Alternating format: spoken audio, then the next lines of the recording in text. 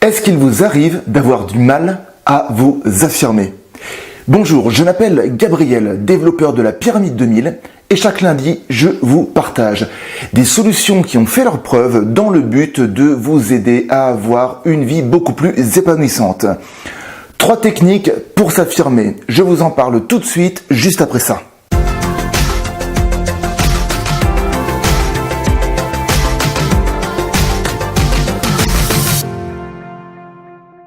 S'affirmer.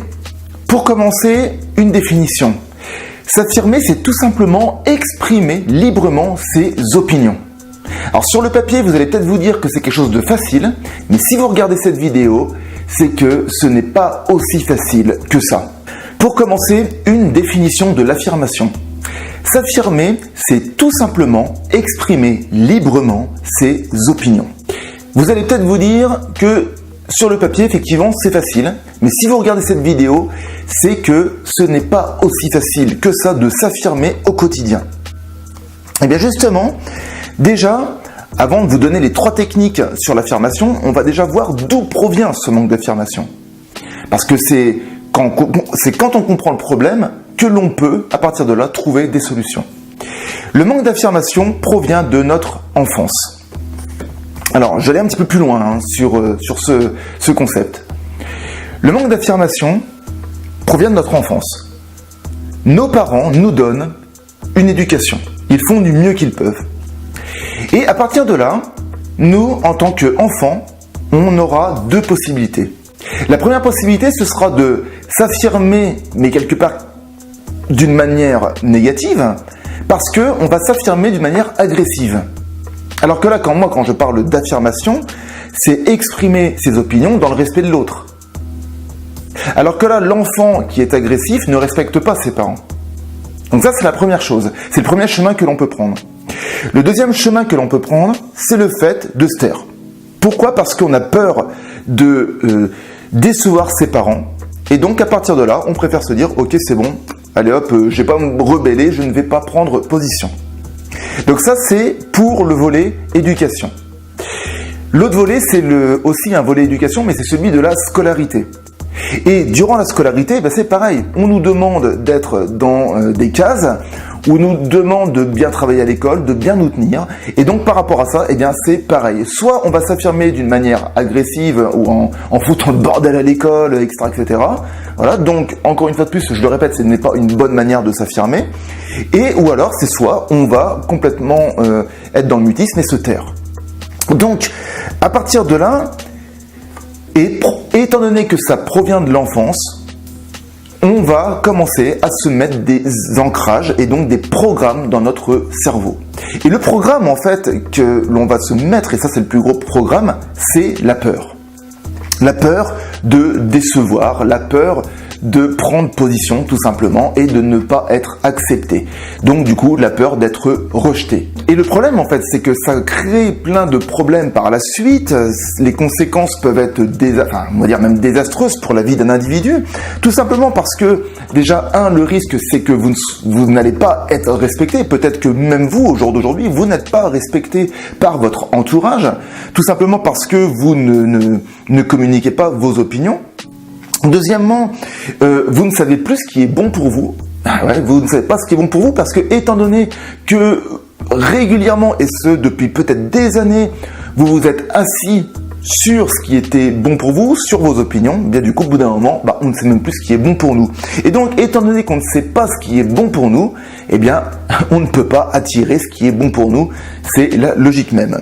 Ensuite, ce qui est intéressant, c'est que peut-être que si vous me regardez, c'est que vous êtes enclin à être une personne manipulable. Eh bien oui, parce que si on n'a pas d'affirmation de soi, forcément, on est facilement manipulé par les autres. Ce qui rejoint le fait de ne pas être respecté. Et en synthèse, quelque part, les conséquences, c'est pour ça que je dis que c'est des conséquences désastreuses, c'est que le risque de ne pas s'affirmer, c'est que vous passez à côté de votre vie. Voilà, parce que si vous ne connaissez pas si vous n'exprimez pas vos opinions, c'est peut-être aussi parce que vous ne les connaissez pas. Parce qu'au fur et à mesure, vous mettez le mouchoir dessus. Et donc, au bout d'un moment, si vous ne vous connaissez pas, eh bien, vous ne savez pas ce que vous voulez. Et donc, du coup, vous passez à côté de votre vie. Donc, vous voyez, c'est quand même assez fâcheux et je trouve ça, quelque part, assez triste. Mais je vous rassure, si je vous fais cette vidéo aujourd'hui, c'est pour vous donner des techniques pour apprendre à vous affirmer. Et pour ce faire, on va y aller par petits pas parce que... vous voyez, c'est quelque chose, moi, qui m'est arrivé aussi avec le temps. Quand je me rappelle, j'avais 18 ans, j'arrivais pas à dire non. Donc, je me retrouvais toujours dans des plans foireux. Donc là, l'idée, c'est vraiment de faire ce qui a fonctionné pour moi et donc d'y aller petit pas par petit pas. Alors, la première chose que je vous conseille, la première technique, c'est de prendre conscience de vos émotions selon ce qu'il se passe.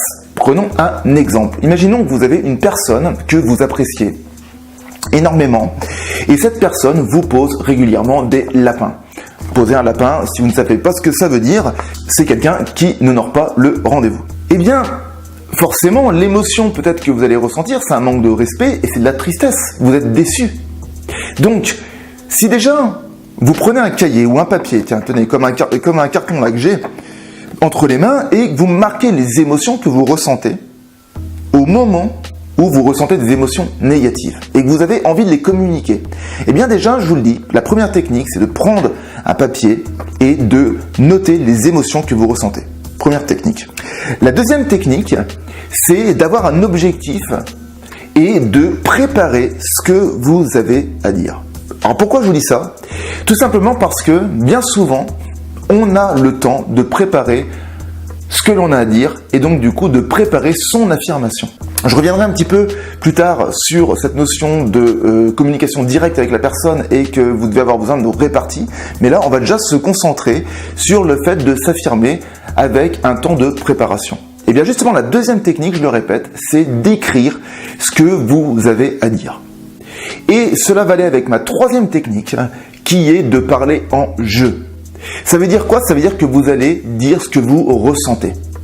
Donc, si on reprend le coup du lapin, eh bien, ça va être justement de dire, voilà, je sais pas moi, vous n'avez pas un prénom à me donner? Non, je sais pas. Un prénom.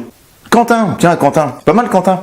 Donc, vous pouvez commencer comme ça, c'est de dire, je. Donc, Quentin, je ressens de la tristesse quand tu es en retard. Voilà, donc c'est toujours d'amener le je, c'est je ressens, je ressens, je ressens. Le tu va juste servir pour donner le constat du mal-être que vous avez, mais vous n'incriminez pas la personne, ce n'est pas de sa faute. Voilà, le constat c'est qu'effectivement elle est en retard, mais vous ce que vous ressentez, c'est de la tristesse et vous êtes déçu parce qu'il est régulièrement en retard. Voilà, donc vous allez voir que ça va tout changer dans votre manière de vous affirmer. Et je vous donne une astuce supplémentaire, voilà, c'est le cadeau du jour, pour justement faire en sorte de pouvoir s'affirmer et de y aller justement comme je vous disais pas à pas. Et bien cette technique, vous allez peut-être vous rappeler de cette phrase, c'est que bien souvent l'émotion que l'on a quand on doit s'affirmer face à quelqu'un, c'est de la peur, comme je vous l'ai dit en début de vidéo. Et bien justement vous allez communiquer cette peur et pour ce faire, vous allez dire à la personne, donc là en l'occurrence Quentin, vous allez lui dire, voilà Quentin, j'ai quelque chose à te communiquer. C'est pas facile pour moi parce que ça me fait un petit peu peur, j'ai peur que tu le prennes mal, mais c'est important pour notre relation que je te le communique. Et bien vous allez voir que le fait de démarrer par cette phrase, ça va vous enlever la peur de le communiquer, tout simplement parce que vous communiquez votre peur justement. Et là, à partir de là, vous êtes dans une communication authentique. Tout à l'heure, je vous parlais du cas où vous pouvez vous préparer. Oui, parce qu'effectivement, là, je vous parle d'un cas où vous pouvez vous préparer, mais vous allez voir que 70 à 80% du temps, vous pouvez vous préparer à vous affirmer. Si vous vous retrouvez dans un cas où vous devez avoir de la répartie, eh bien sachez que ce n'est pas quelque chose d'aussi facile que ça.